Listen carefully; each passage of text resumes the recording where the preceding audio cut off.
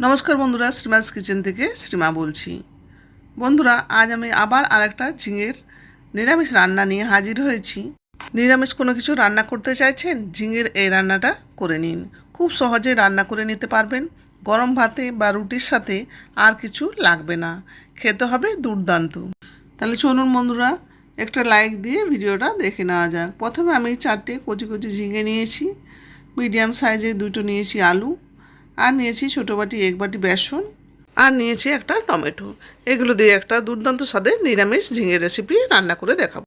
প্রথমে আমি ঝিঙে আলুর খোসাগুলো পিলারের সাহায্যে ছাড়িয়ে নেব, তারপর লম্বা লম্বা করে ছুরি দিয়ে কেটে নেব। এই রেসিপিতে আলুটা আর ঝিঙেটা আমি লম্বা লম্বা করে কেটে নেব।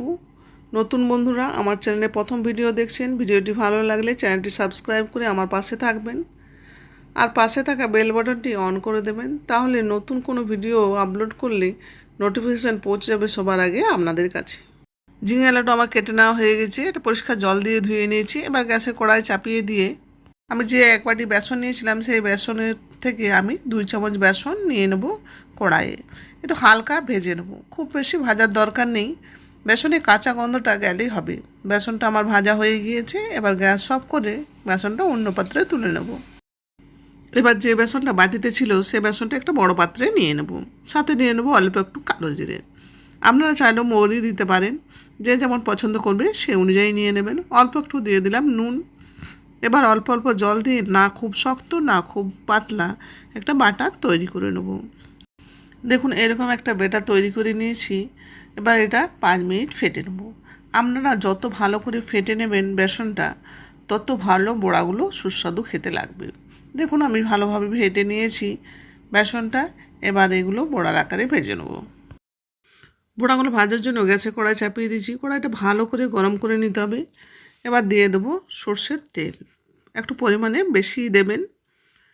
এবার তেল গরম হলে বেসনটা ছোট ছোট বড়ার আকারে তেলে দিয়ে দেব। দেখুন কত সুন্দর ফুলে উঠেছে বড়াগুলো। মিডিয়াম টু লো ফ্লেমে বড়াগুলো ভালো করে ভেজে নিতে হবে। যদি আপনারা ব্যাটারটা পাতলা করেন তাহলে বড়াগুলো খেতে অতটা সুস্বাদু হবে না। যেভাবে আমি ব্যাটারটা তৈরি করেছি সেভাবে আপনারা করার চেষ্টা করবেন। বড়াগুলো সব আমার ভাজা হয়ে গিয়েছে, এবার অন্য পাত্রে তুলে নেব। বাকি বড়াগুলো একইভাবে সব ভেজে নেব।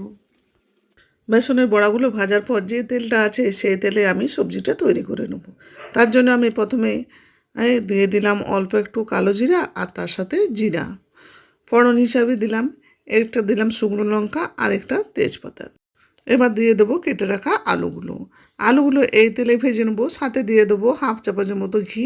বাড়ি তৈরি ঘি হলে আপনারা শেষে না দিয়ে প্রথমে দেবেন, তাহলে যারা ঘি খায় না তারাও এই সবজি খেতে পারবে। টেস্ট হবে কিন্তু অপূর্ব, কিন্তু ঘিয়ের গন্ধ থাকবে না। আলুটা হালকা ভেজে নিলাম, তারপর দিয়ে দিলাম 1/2 চামচের বেশি একটু আদা বাটা। আদা বাটাটা আলুর সাথে নাড়াচাড়া করে দিয়ে দেবো 1/4 চামচ ধনে গুঁড়ো, আর দিয়ে দেবো 1/4 চামচ জিরে গুঁড়ো। দেবো তার সাথে একটা টমেটো, আর ঝালের জন্য দিয়ে দেবো 4টে কাঁচা লঙ্কা। আপনারা কম বেশি যে যেমন ঝাল খাবেন সেই অনুযায়ী দিয়ে দেবেন।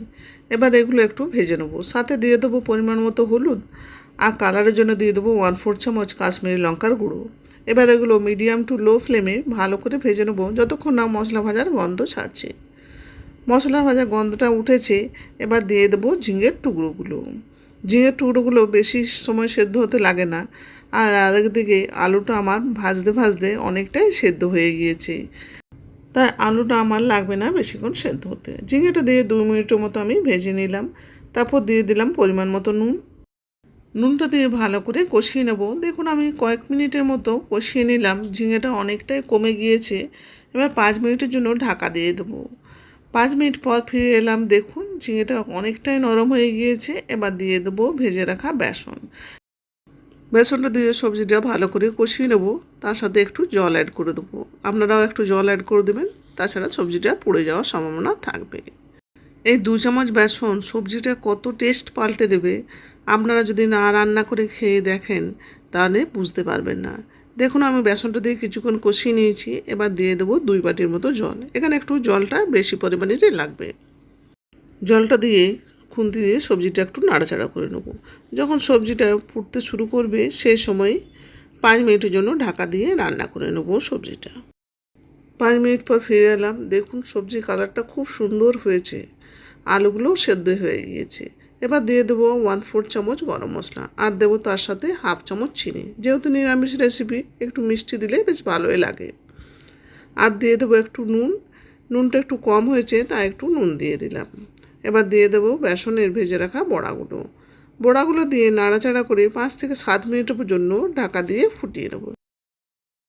5 থেকে 7 মিনিট পর ফিরে এলাম। দেখুন বন্ধুরা, কত সুন্দর নিরামিষ রেসিপি একটা তৈরি হয়ে গিয়েছে। গ্রেভিটাও কত সুন্দর হয়েছে, কালারটাও বেশ সুন্দর হয়েছে।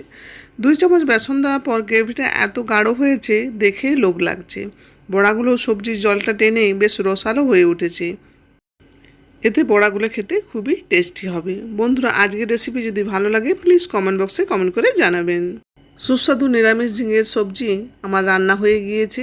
যে জলটা সবজিতে আছে সেটা অনেকটাই টেনে নেবে স্ট্যান্ডিং টাইমে রাখার পর।